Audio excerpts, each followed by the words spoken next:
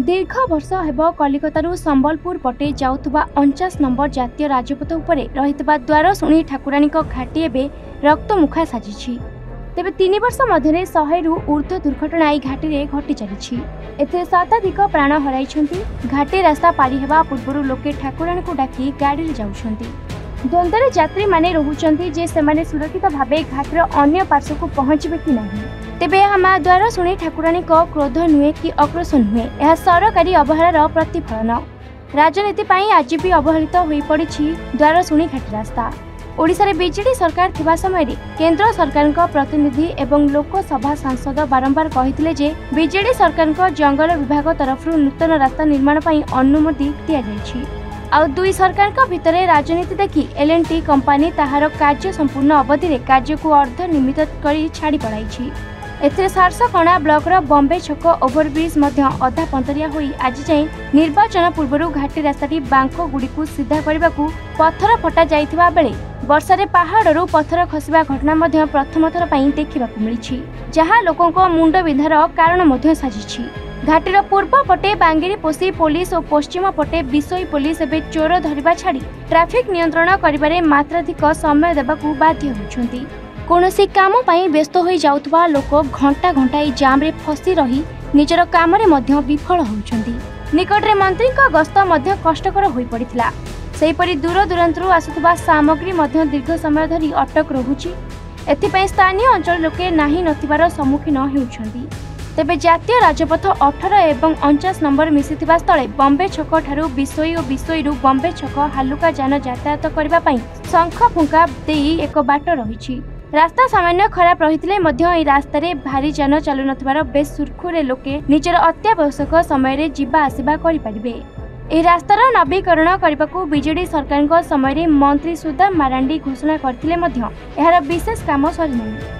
जातीय राजपथ विभाग पीढ़ी बारंबार तुरंत काम कराजिबो कहि कहि गोटे वर्ष गड़ाई देलेनी। तेबे लोकंक समस्या केबे दूर हेबो ओ मां द्वारशुणी पवित्र पहाड़रू केबे रक्त छिटा लिबिबो ताहा उपरे केवल मयूरभंज नुहे बरं लक्ष लक्ष लोकंक नजर रहिछि।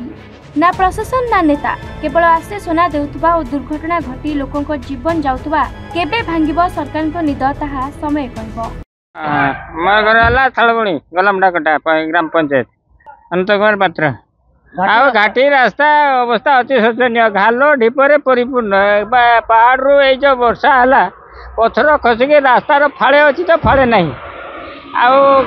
गाड़ी गुटे जीव तो आउ गुटे क्रॉस करवा रास्ता भी नहीं।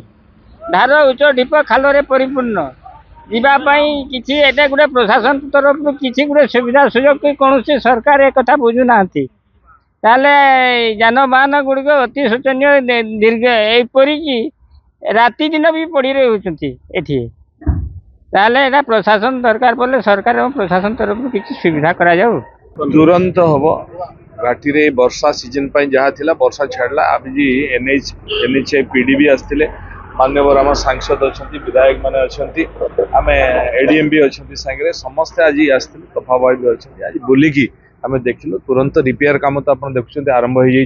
जो बड़ बड़ गाड़ा अच्छी तुरंत से माइनर रिपेयर कर हाथीर जो चला पथ अच्छी से जो क्रॉस करने काम भी आरंभ हो जाए। देखो आपण को दुखर सकारे कहवा को बाध्य होते आप पचारुंट ये कार्य आज पर्यंत न था कारण केंद्र रे भारतीय जनता पार्टी सरकार थिला आ ओडिशा रे विजु जनता दल सरकार थिला जो कि एठी जंगल क्लियरेंस जो मागी थिले केंद्र सरकार ये दौन थिले दीर्घ दिन धरिक चापिकी रखिले जहा फल ये काम डिले लेट किंतु एबे डबल इंजिन सरकार हवा कारण ये काम डबल स्पीड रे चालू होबा। आपण माने देखुचंती काम आरंभ ऑलरेडी हो जाइए। ब्लास्टिंग आरंभ होइछि तुरंत ए कार्य सरीबो। आज तो आम पीडिंग को लेकर आसीलु गाढ़ा सब होती तो समस्या तो सबुदिन लगी रोचे जा आसबार बहुत असुविधा अच्छी आम देखी सारी ये बाईपास भी आम प्रेसार करूँ लेखा सब माने दे सारीचु जिते शीघ्र हो पार यहाँ आम कार्यक्रम करने सरकार पाखे भी दाबी रखीचु आम सेटा भी माने टेंडर स्टेज को आसी बोधे फाइनल स्टेज रे अच्छी। मयूरभंज मलय कुमार नाईक रिपोर्ट एन ओडिशा।